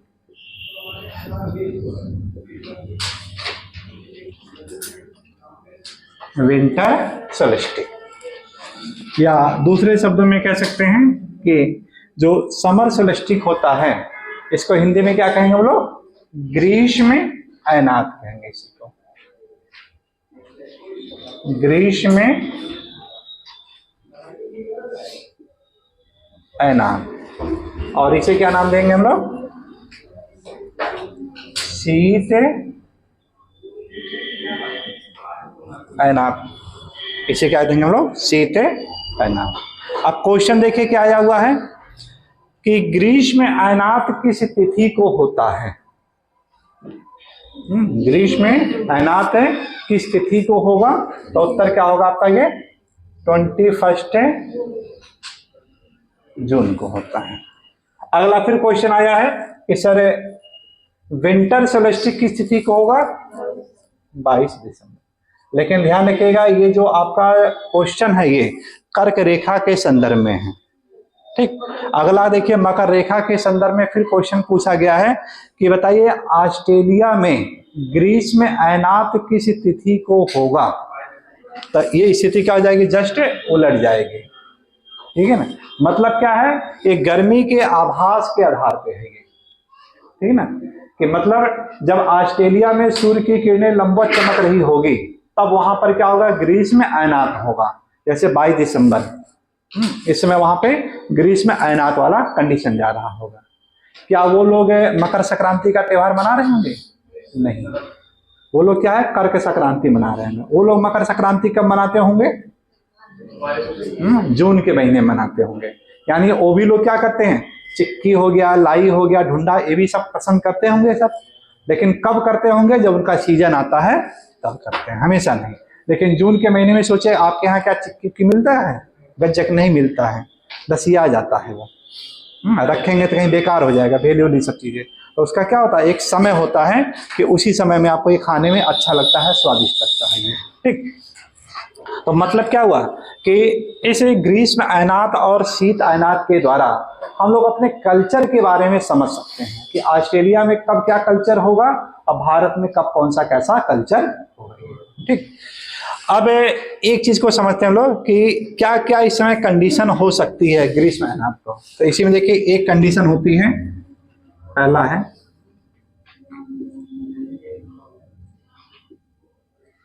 Tropic of cancer. Tropic of cancer मतलब क्या है, कर्क रेखा पर क्या होगा ये। तो कर्क रेखा पर क्या होता है, यहां पे लॉन्गेस्ट डे होता है, longest day and shortest night, shortest night.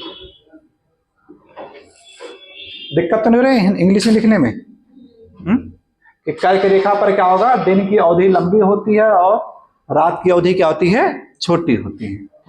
दूसरी कंडीशन देखिए होता है आपका मकर रेखा पर ट्रॉपिक ऑफ कैप्रिकॉर्न।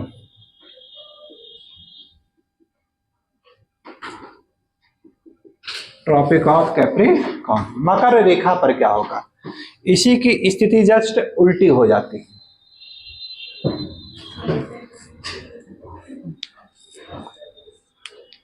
एक बार ऐसी था, किसी स्कूल में था, तो 6 क्लास के बच्चे इंग्लिश मीडियम को पढ़ा रहे थे, तो कहा गया कि इसी का जस्ट अपोजिट हो जाएगा। तो उसने क्या किया, लॉन्गेस्ट को लिख दिया शॉर्टेस्ट और डे को लिख दिया नाइट। वो भी अपनी जगह पे सही था, अपोजिट करना था उसको, कर दिया उसने, लेकिन क्या स्थिति में कोई परिवर्तन नहीं हुआ। वही हो गया शॉर्टेस्ट नाइट। तो क्या हो जाएगा आपका, टॉपिक ऑफ कैप्रिकॉर्न में लॉन्गेस्ट नाइट हो जाएगी, लॉन्गेस्ट नाइट एंड, और शॉर्टेस्ट क्या हो जाएगा आपका डे हो जाएगा ये। इक्वेटर रेखा पर देखिए क्या कंडीशन होती है,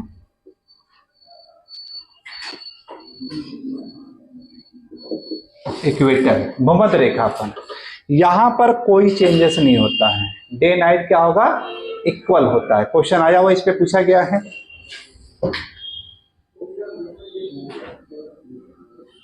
डे एंड नाइट इक्वल होती है। आर्कटिक पर, आर्कटिक सर्किल पर तो यहां पे क्या होगा कि 24 आवर्स डे होगा। मतलब क्या होगा, इस रेखा पर इस दिन क्या होगा, सूर्यास्त होता ही नहीं है। ठीक है, कहा जाता है ना नॉर्वे को मध्यरात्रि का सूर्य चमकने वाला देश, तो यही आपकी स्थिति को मिल जाता है कि वहां पर 21 जून को क्या होगा, सूर्य कभी छिपता ही नहीं, मध्यरात्रि को भी नजर आता है वो। हाँ है? अच्छा, नीला नहीं, जैसे नीला उला की जो बात कर रहे हैं, ये क्या है ना कि जैसे बर्फ जमी रहती है तो बर्फ पे पड़ती है, रिफ्लेक्ट होकर के जाना, ठीक है, उसकी वजह से वो है आर्कटिक। ठीक, फिर इसके बाद नेक्स्ट आपका अंटार्कटिक, अंटार्कटिक सर्किल पे यहां पे क्या होगा, इसका जस्ट उल्टा हो जाएगा, यानी 24 आवर नाइट हो जाती है। ये कंडीशन यहाँ पे होती है, यानी ये 5 अवस्थाएं होती हैं, और 5 अवस्थाओं होने का एक ही कारण है, वो क्या है, लाइट ऑफ सर्किल। क्या है, लाइट ऑफ सर्किल, उसी को यहाँ पे हम लोगों को समझना रहता है। एक पहले फिगर के द्वारा इसको समझ लेते हैं हम लोग कैसे हो रहा है, इसको पूरा देखते हैं हम लोग एक एक करके।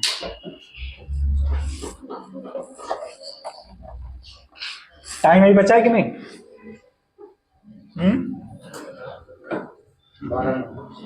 12 बज गए, अरे बच्चे हैं?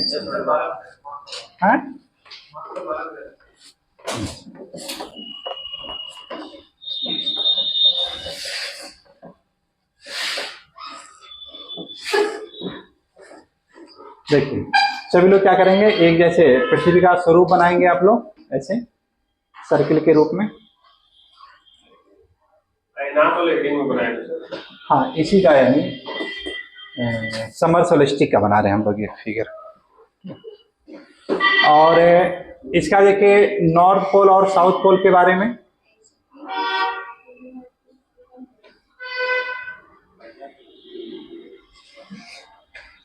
नॉर्थ पोल और साउथ पोल। अभी तक देखिए जो हम लोग पढ़ रहे थे, नॉर्थ पोल और साउथ पोल को आप लोग क्या बिल्कुल सेंटर पे ले रहे थे, लेकिन वास्तविक स्थिति क्या है, कुछ हट करके है ये। और हट करके क्या है कि ये कितने डिग्री का एंगल बनाती है, 23.5 डिग्री का।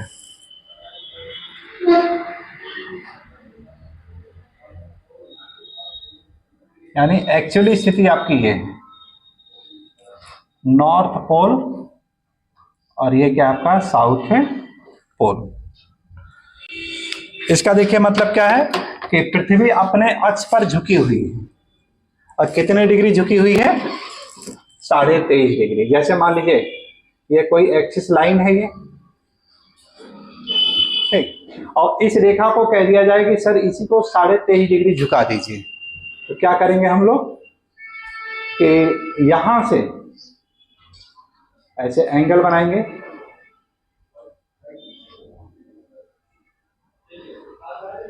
और ये जो एंगल बनेगा आपका 23.5 डिग्री बनेगा, ठीक। और ये रेखा क्या हो जाएगी, एक्स वाई इस तरह से ऐसे झुक जाएगी। जैसे मान लीजिए हमारा ये बॉडी है, ये नॉर्थ पोल हो गया, और पैर क्या हो गया, साउथ पोल, और हाथ को कर दिया ऐसे भूमध्य रेखा के रूप में ये, ठीक। तो हम लोग क्या कर रहे हैं, अपनी बॉडी को क्या कर रहे हैं, ऐसे झुका रहे हैं। कितना झुका रहे हैं, 23.5 डिग्री। तो मतलब क्या हुआ कि हमारा जो एक्सिस है ये तो झुक जा रहा है, लेकिन उसका परिणाम क्या हो रहा है कि हाथ भी देखिए इसके साथ साथ हो रहा है कि भूमध्य रेखा जो है ये भी क्या एक तरफ झुक जा रही है, एक तरफ है ऊपर उठ जा रही है। यही तो कंडीशन हो रहा है। तो मतलब क्या होगा यहाँ पे कि हमारी जो पृथ्वी है, जो भूमध्य रेखा बिल्कुल अब तक सीधी जा रही थी, वो क्या हो जाएगी, कुछ इस प्रकार हो जाएगा। इतना बना लीजिए पहले आप लोग, ठीक है।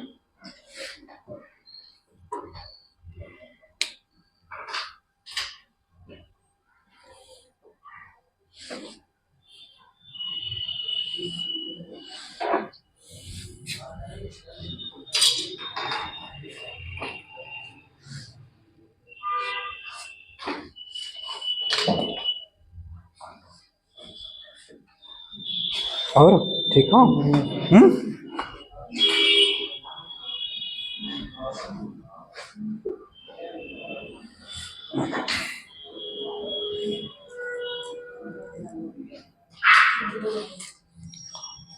अब इसके बाद देखिए हम लोगों ने क्या पढ़ा था, जितने भी अक्षांश रेखाएं होती हैं सब एक दूसरे के समानांतर होती हैं। इसका परिणाम क्या होगा, ट्रॉपिक ऑफ कैंसर भी क्या होगा, सीधे ना होकर के झुकी हुई प्रतीक होगी। वो भी क्या होगा, झुका हुआ नजर आएगा। मतलब क्या हुआ कि जो आपका ये कर्क रेखा है वो भी इस तरह से प्रतीक होगा। मकर रेखा है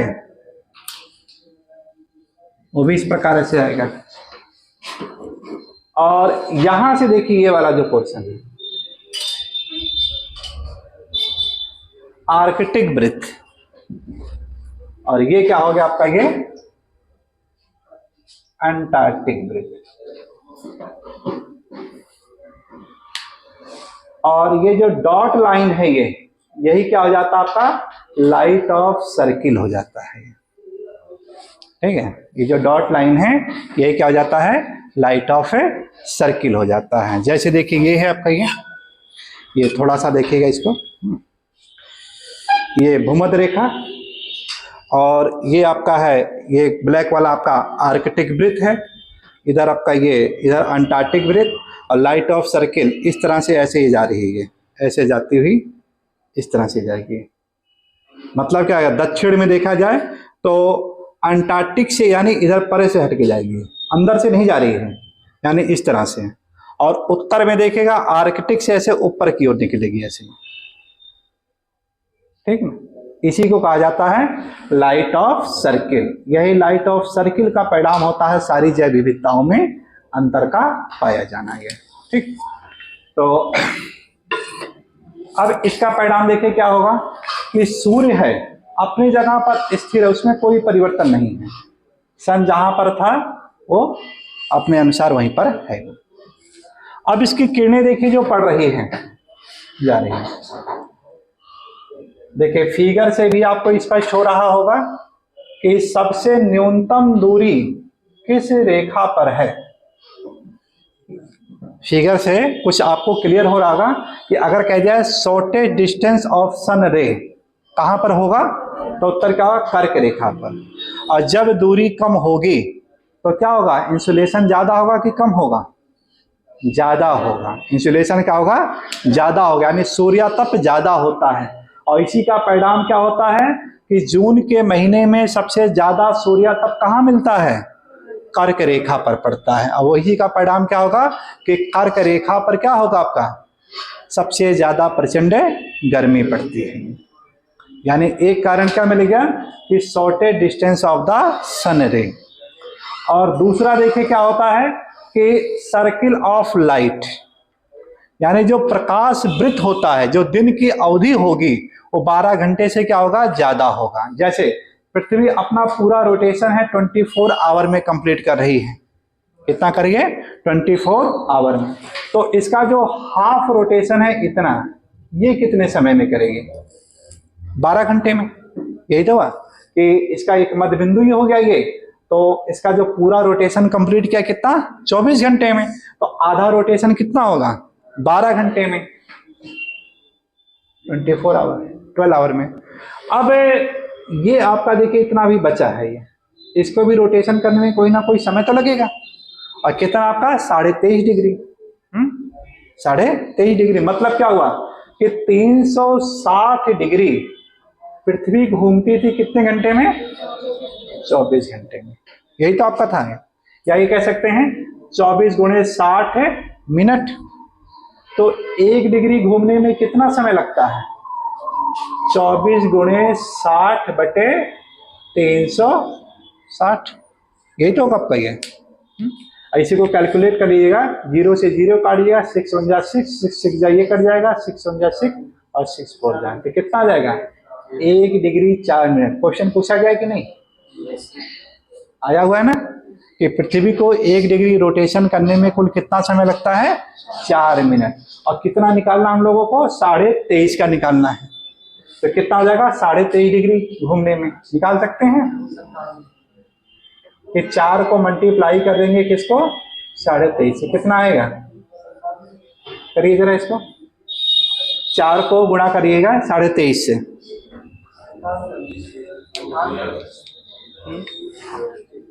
4। इसको सिंप्लीफाई करिएगा। कुछ लोग डायरेक्ट काट देते हैं, डायरेक्ट काटेंगे तो गलत हो जाएगा वो, ठीक है ना। तो इससे क्या हो जाएगा? 47/2। अब काटेगा, 2 1 जा 2, 2 2 जा 4, कितना हो जाएगा? 94 मिनट। मतलब क्या होगा? 12 घंटे ये और 94 मिनट आपका ये। दिन की अवधि क्या हो जाएगी? इतनी हो जाएगी। मतलब क्या होगा? 94 मिनट को घंटे में कन्वर्ट कर लीजिए, तो कितना आएगा आपका? 1 घंटा 34 मिनट, यही तो होगा आपका। तो मतलब क्या होगा? जो आपका प्रकाश वृत्त है वो क्या हो रहा है? सेंटर से ना जाकर के आधे से क्या हुआ? परे होकर के जा रहा है, 23.5 डिग्री का एंगल बनाते हुए। तो इसका परिणाम क्या होगा? जो प्रकाश वृत्त वो क्या होगा? 12 घंटे से ज्यादा प्राप्त करता है। मतलब कितना प्राप्त कर रहा है? 12 घंटे ये और 1 घंटे 34 मिनट ये। तो मतलब क्या होगा?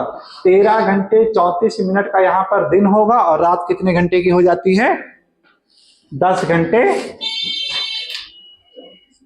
26 मिनट। भाई 24 में से घटा दीजिए उसी को, 24 में से घटा दीजिए।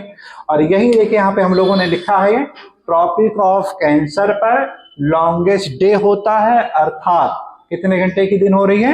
13 घंटे 34 मिनट की। और शॉर्टेस्ट नाइट होता है कितने घंटे की? 10 घंटे 26 मिनट की। इसी को संक्षेप में लिख दिया गया, और यहाँ से फिगर से इसको पूरा का पूरा हम लोगों ने समझ लिया। 5वीं क्लास से लेकर के अब तक एनसीईआरटी की हर बुक में कहीं ना कहीं डाला गया आपके ये, लेकिन इस मायने को अभी तक हम लोग समझ नहीं पाए थे कि ये क्या, ये फिगर कहना क्या चाहता था ये, जबकि बहुत कुछ ये बोल देता था। ये भी हो सकता है कि या तो उस समय ऐसे टीचर ना मिले हों हम लोगों को, या ये हो सकता है टीचर अगर मिले भी हों तो सोचे होंगे कि बच्चों का आईक्यू लेवल उतना ज़्यादा डेवलप नहीं है, इसलिए बताना भी ठीक है नहीं है, ऐसा भी हो सकता है। लेकिन अगर कोशिश किया जाता तो हो सकता था कि कुछ ना कुछ तो समझ में जरूर आया होता है। तो ये यानी एक प्रोसेस है कि जिसकी वजह से एक कारण बता दे रहा क्यों ऐसा हो रहा है। तो उसके पीछे रीजन क्या रहा आपका? Circle of A light. यानी सर्किल ऑफ लाइट क्या होता है कि वो सेंटर से ना, कर्क रेखा के सेंटर से ना होकर के बल्कि कहां से गुजर रहा है? आधे से थोड़ा सा 23.5 डिग्री का एंगल बनाते हुए जा रहा है। और उसका परिणाम क्या होता है कि प्रकाश वृत्त हमको यानी वो ज्यादा प्राप्त होता है, और वही ज्यादा होने की वजह से हम लोगों को क्या होगा? सूर्य तप इंसुलेशन यानी ज्यादा मिलता है। और इसी के परिणामता यहाँ पे देखिए धान की जो खेती की जाती है उसी के कारण की जाती है, वो कि कर्क रेखा का सभी देशों पे जून के महीने में धान की यानी खेती क्यों की जाती है? क्योंकि उसको अनुकरण करने के लिए क्या होना चाहिए? इंसुलेशन यानी उसको ज्यादा प्राप्त होना चाहिए।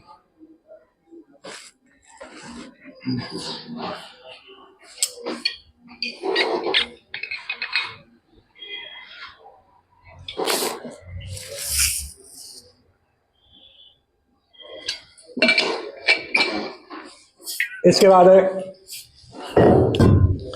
आगे देखते हैं हम लोग, भूमध्य रेखा पर आते हैं हम लोग। भूमध्य रेखा ये है आपका। अब देखिए भूमध्य रेखा पर क्या हो रहा है कि लाइट ऑफ सर्किल सेंटर से होके जा रही है।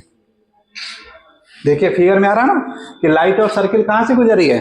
सेंटर से होकर के जा रही, मध्य भाग से होके जा रही। मतलब इसको मूवमेंट करने में 12 घंटे इधर दिन और 12 घंटे क्या होगा इधर रात, यानी दिन रात क्या होगा? बराबर होगा, ना तो ज्यादा गर्मी ना तो ज्यादा ठंडी। यही कारण है कि एवरेज टेम्परेचर सबसे ज्यादा कहां पाया जाता है? भूमध्य रेखा पर पाया जाता है। क्वेश्चन ये भी आ चुका है कि सबसे ज्यादा टेम्परेचर कर्क रेखा पर, लेकिन कुल तापमान में देखा जाए एवरेज टेम्परेचर सबसे ज्यादा कहां प्राप्त होता है? भूमध्य रेखा पर होता है। दोनों क्वेश्चन आ चुके हैं ये, ठीक। एक में एवरेज करके पूछा जाता है, एक में क्या हो जाता है? सबसे ज्यादा तापमान, है ना। यही कारण है विश्व के सबसे तापमान वाला जो देश है, सबसे ज्यादा जो गर्म क्षेत्र है, वो कहाँ पाया जाता है? कर्क रेखा पर पाया जाता है। कौन सा एरिया है वो? लीबिया का है। लीबिया का क्या नाम है? अल्जीजिया, ठीक है। लीबिया का क्या है? अल्जीजिया। भारत में देखा जाए सबसे तापमान वाला क्षेत्र जैसलमेर, कर्क रेखा पर। एशिया का सबसे अधिक तापमान वाला क्षेत्र जैकोबाबाद, पाकिस्तान, ठीक। तो सबके सब कहाँ है? कर्क रेखा पर ही है आपके ये। तो भूमध्य रेखा पर देखे क्या मिला हम लोगों को? डे नाइट इक्वल मिला। मतलब क्या है? प्रकाश वृत्त होता है वो क्या होगा? सेंटर से होकर के जा रहा है। फिगर में देखिए, यहां से भी आपको क्लियर होगा ये कि जब देखिए इस तरह से ऐसे गुजर रहा है ऐसे ये, तो ये जो आपका भूमध्य रेखा है ऐसे ये, तो भूमध्य रेखा को क्या प्रकाश वृत्त यानी इक्वल भागों में बांटता है ये, कि जिस अगर 0 डिग्री पर यहाँ पे काट रहा है तो 180 डिग्री पे जस्ट पीछे वो कट करेगा उसको, है। तो इस तरह से क्या होगा कि लाइट ऑफ सर्किल क्या होगा? इसके सेंटर से होके जाता है। तो जिन लोगों के पास अगर ग्लोब है और नहीं है तो एक ग्लोब जरूर रखा करिए आपके पास, ये ठीक। ये क्या होता है? भूगोल का यही ब्रह्मास्त्र है ये आपका ये, ठीक है ना, कि कहीं पर अगर आप फंस जाएं तो उसको ग्लोब के माध्यम से अगर आप इससे को सुलझा ले जाएंगे, आसानी से सुलझ जाएगा उत्तर को। तो ग्लोब पर यानी जरूर रखें, और उस ग्लोब पर क्या करें? जिन लोगों के पास नहीं है आज जाकर इसको ले लीजिए, एक छोटा सा ले लेंगे, ले लीजिए, और उस पर क्या करिए? प्रकाश वृत्त को यानी ऐसे ड्रा करने का प्रयास करिएगा उसको, और उसको देखिए बार बार, गौर करिए बार बार, ठीक, कि कैसे है, यानी कहां से कैसे कैसे गुजर रही है ये, ठीक। तो इससे देखिए क्या होगा? हर अक्षांश का आप लोग क्या निकाल सकते हैं इससे? प्रकाश वृत्त के द्वारा, यानी वहां पे सूर्यास्त पे आप उसका कैलकुलेशन कर सकते हैं, वहां के दिन रात की यानी गणना कर सकते हैं, कितना समय दिन होगा, कितने घंटे रात। मकर रेखा पर आते हैं हम लोग। अब मकर रेखा पर देखिए क्या हो रहा है? प्रकाश वृत्त अब यहां से गुजर रहा है। मतलब क्या हो रहा है कि आधे से कम भाग पर, मकर रेखा पर क्या हो रहा है? आधे से कम भाग पर इसका यानी लाइट ऑफ सर्किल पड़ रहा है, प्रकाश वृत्त। तो इसका परिणाम क्या होगा कि यहां पर जो टेम्परेचर होगा वो निम्न होगा, और जब टेम्परेचर कम प्राप्त करेगा तो ऋतु कौन सी होगी? ठंडी ऋतु होगी। क्या होगी? ठंडी ऋतु होगी। और प्रकाश वृत्त आधे से कम भाग पे गुजरेगा। अब देखिए, जब पूरा एक चक्कर लगाना रहता था 24 घंटे में, जब आधा चक्कर लगाना रहता है तब 12 घंटे में। अब ये वाला पोर्शन, बैक वाला पोर्शन तो इधर आपका रात है, इधर आपका दिन, तो इसका जो आधा रोटेशन ये कंप्लीट होगा 12 घंटा ये, और 23.5 डिग्री ये होगा आपका ये। तो मतलब 1 घंटा 34 मिनट, यानी रात कितनी हो जाएगी? यहाँ पे 13 घंटे 34 मिनट की नाइट हो जाएगी। और जो भाग प्रकाश वृत्त के अंतर्गत रहेगा वहां पर क्या होगा? दिन होगा। मतलब क्या होगा? 10 घंटे 26 मिनट का क्या होगा? यहाँ पे दिन होगा। ये 10 घंटे 26 मिनट का क्या होगा? दिन होगा। और यही चीज यहाँ पे हम लोगों ने लिखा है, यहाँ पे ट्रॉपिक ऑफ कैप्रिकॉर्न पर क्या लिखा है? Longest night and shortest day के बारे में लिखा है। क्या लिखा है? Longest night and shortest day के बारे में लिखा है। कि मतलब क्या होगा? जो प्रकाश वृत्त होता है वो क्या होगा कि आधे से भी कम भाग पर, यानी ट्रॉपिक ऑफ कैप्रिकॉर्न पर ये प्राप्त करता है ये। अब चौथी सिचुएशन देखते हैं हम लोग, आर्कटिक वृत्त। तो आर्कटिक वृत्त देखिए, प्रकाश वृत्त आपका ऐसे जा रहा है। मतलब क्या है? पूरा का पूरा देखिए आपका प्रकाश वृत्त के अंतर्गत है। कोई भी अक्षांश हो, चाहे छोटा हो चाहे बड़ा हो, उसका हमेशा रोटेशन 24 आवर ही रहता है आपका ये। तो इसका भी रोटेशन कितना होगा? 24 आवर ही रहेगा। इसका आधा 12 घंटे 12 घंटे ये पूरा का पूरा प्रकाश वृत्त में है। और यही कारण है क्या होगा कि आर्कटिक वृत्त पर 24 घंटे का दिन रहता है। और ये यहाँ पे लिखा आर्कटिक पर क्या होगा 24 आवर क्या होगा दिन होगा, यानी इस दिन क्या होगा यहाँ पे 21 जून को यहाँ पर सूर्यास्त होता ही नहीं है आपका। ये यहाँ पे देखिएगा कि ये आपका आर्कटिक वृत्त और प्रकाश वृत्त आपका देखिए यहाँ से ऐसे गुजर रहा है, यानी पूरा का पूरा आपका प्रकाश वृत्त के अंतर्गत है आपका ये। तो इसका जो आधा भाग है इतना रोटेशन करने में 12 घंटे ये और 12 घंटे ये, यानी 24 घंटे पूरा का पूरा क्या होगा दिन होगा। तो इसका परिणाम क्या होगा कि पूरा का पूरा यानी 24 घंटे दिन रहेगा, यानी सूर्यास्त होगा ही नहीं। क्यों नहीं सूर्यास्त होगा? क्योंकि पूरा का पूरा प्रकाश वृत्त के अंतर्गत रहता है। जैसे देखिए ग्लोब पे देखिए आप लोग,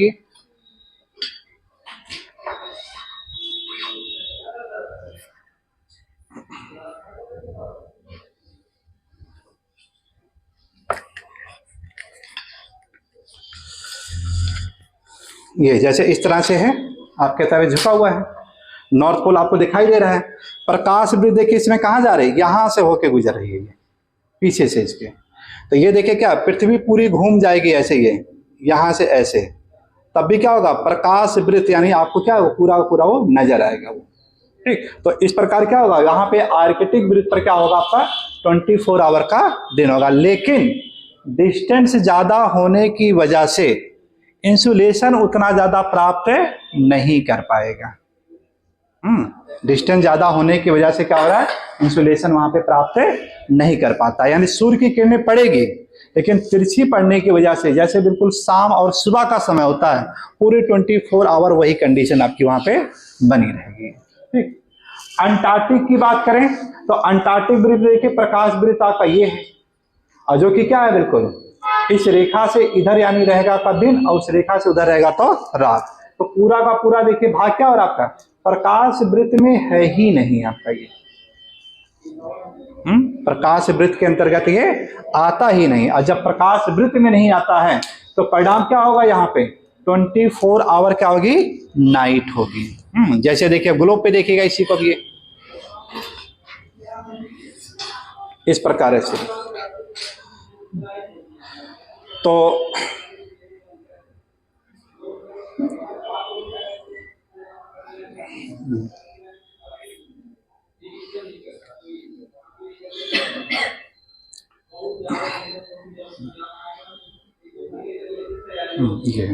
ये ऐसे देखिए प्रकाश वृत्त ऐसे जा रही है, दिखाइए यहाँ से ऐसे, और ये यहीं से होके गुजर जा रही है।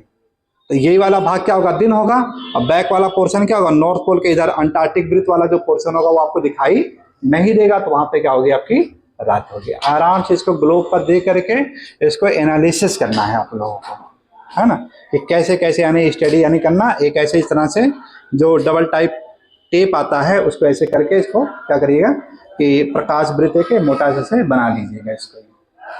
ठीक, बनाए थे सब ऑफिस में रखा हुआ था, सब ऐसे कर डाले सब तोड़ तोड़ के। सोचे कुछ है लाइए, कुछ लोग सोचे लगता फालतू का चिपक गया है, हो सकता कुछ सेलिब्रेशन किए होंगे वो ला उसको नोच डालते हैं, तब तक वो देखे तो आधा तक नोच डाले थे सब।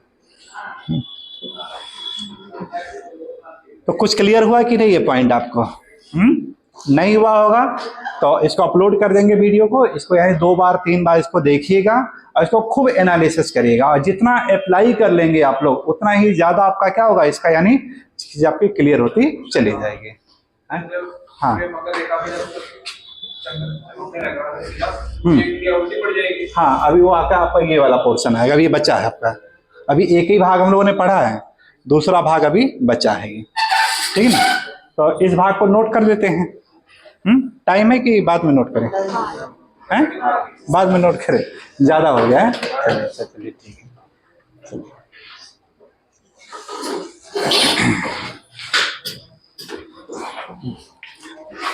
कहाँ पंकज जा रहे हैं क्या? हैं? हैं?